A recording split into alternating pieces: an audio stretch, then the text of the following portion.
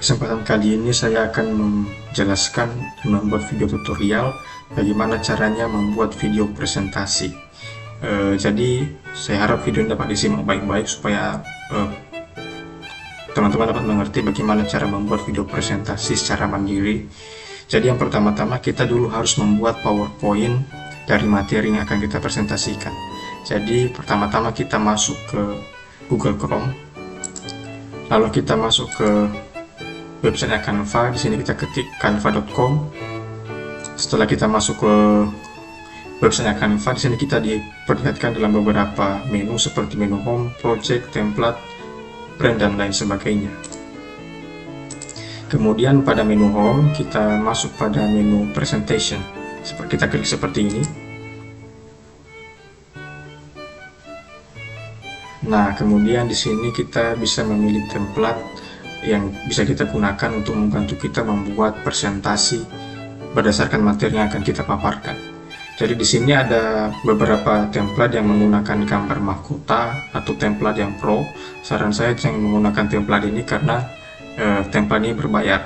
Tapi template seperti ini yang tidak ada gambar mahkotanya bisa kita gunakan. Caranya kita klik titik 3, lalu kita klik Apply Style Toolpath. Seperti ini. Jadi setelah itu kita bisa edit, kita bisa ganti kata-katanya seperti ini.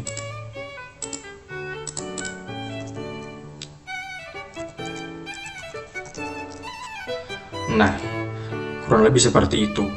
Jadi setelah kita membuat PowerPoint-nya, kita akan melakukan presentasi secara mandiri menggunakan aplikasi yang lain. Jadi di sini saya sudah buat PowerPoint-nya seperti ini. Di sini judulnya Perkembangan Nasionalisme di Asia Tenggara, tapi di sini judulnya salah, saya akan ganti seperti ini.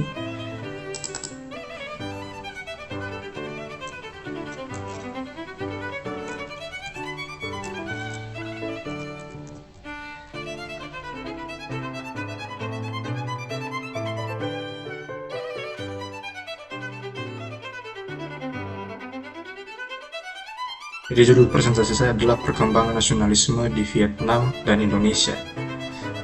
Di sini kita bisa melihat slide yang telah saya buat. Nah, setelah itu kita bisa unduh juga slide yang telah kita buat ini, bisa kita unduh saya dengan kita klik share. Teman-teman, setelah kita melakukan pengunduhan dan kita akan melakukan presentasi, teman-teman bisa melakukan presentasi mandiri dengan wajah teman-teman bisa kelihatan di layar. Caranya seperti ini, kita klik present, lalu kita klik hadir dan mencatat, lalu kita klik berikutnya. Kemudian pergi ke studio rekaman, kita klik. Lalu di sini ada muncul suatu notifikasi, kita klik saja izinkan kali ini. Tapi saya tidak akan presentasi menggunakan Canva, saya menggunakan aplikasi yang lain. Setelah kita sudah menyelesaikan PowerPoint tadi, sini kita akan melakukan presentasi mandiri sambil merekam layar supaya backgroundnya PowerPoint kita dan wajah kita juga terlihat pada saat kita sedang melakukan presentasi. Jadi sini saya menggunakan aplikasi yaitu aplikasi OBS Studio. Jadi teman-teman bisa unduh di Google Chrome untuk mengunduh aplikasi OBS Studio. Setelah diunduh, kita buka seperti ini. Sini saya sudah buka. Nah, kemudian akan tampil seperti ini. Jadi di sini kita tambahkan ada beberapa poin yang harus kita tambahkan. Di sini kita klik tanda tambah. Yang pertama, yang penting adalah kita harus menambahkan audio input capture.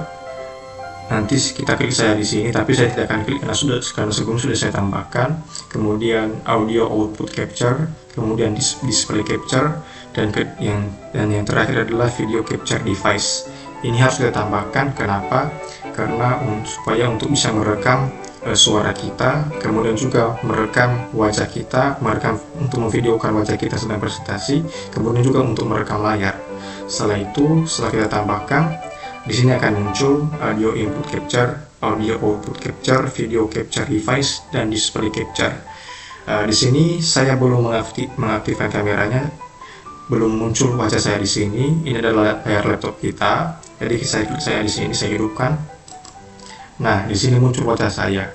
Setelah wajah kita sudah muncul, kita bisa langsung buka Canva tadi untuk presentasi sambil merekam.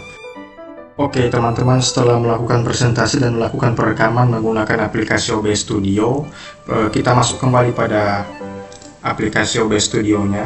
Setelah kita masuk pada aplikasinya, kita klik File, kita klik Show Recordings. Nah, di sini akan muncul file presentasi yang telah kita buat tadi, atau file rekaman presentasi yang kita lakukan tadi menggunakan aplikasi OBS Studio. Nah, sebelumnya saya sudah melakukan perekaman presentasi mandiri menggunakan aplikasi OBS Studio, dan bisa kita lihat hasilnya seperti ini.